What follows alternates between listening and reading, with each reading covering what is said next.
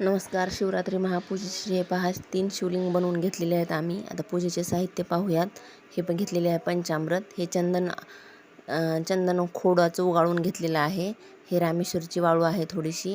हे अत्तर, हे हातात बांधण्यासाठीचा धागा, लाल असेल तर लाल वापरू शकता, हळदी कुंकू, लाल चंदन, हे तांदूळ घेतलेले आहेत अक्षतासाठी, गूळ घेतलेला आहे प्रसादासाठी, साखर घेतलेली आहे, गंगेचं पाणी, लाल चंदन, काळे तीळ आणि गुलाल. हे पहा गुलाल घेतलेला आहे. हा विभूती पण घेतलेली आहे. आता हे आपण वस्त्रमाळ केलेली आहे कापसाची. आता याच्यामध्ये मी विलायची घेतलेली आहे, काळे मिरे, लवंगा. हे पहा आपल्या सोयीनुसार घ्यायचं किती आहे ते.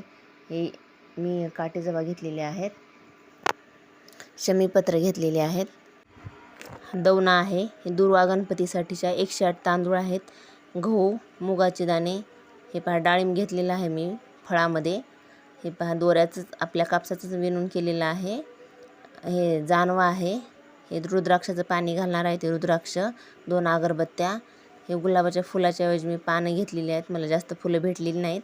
हे 7 बेलपत्रे आहेत, शेवंतीचं फूल, काटेकोरांटीचं फूल. हे नागवेलीची पाने आहेत, 5 घेतलेली आहेत, 2 कमलगट्टे घेतलेले आहेत. हे आपलं पूजेचं साहित्य घेतलेलं आहे. हे हार घेतलेला आहे एक छोटासा पिंडीसाठी बनवून, आणि केळी आणि पेरू.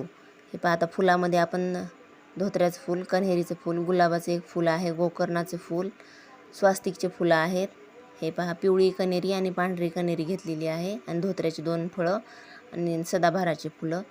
पहा 1 लोटा जेल, 2 तुपाच्या आरत्या आणि 1 आरती म्हणजे आपल्याला ओवाळण्यासाठी, आरती करण्यासाठी.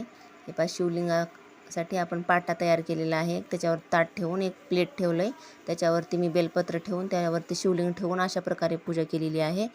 आता यावरती मी रामेश्वरची वाळू टाकून घेतलेली आहे थोडीशी. पहा हे अशा प्रकारे आम्ही पूजा केलेली आहे. हे पाहू शकता. हे पूजा अशा प्रकारे संपन्न झालेली. मी पूर्ण व्हिडिओ बनवू शकले नाही. व्हिडिओ आवडला असेल तर लाईक, शेअर, सबस्क्राईब करायला विसरू नका. धन्यवाद.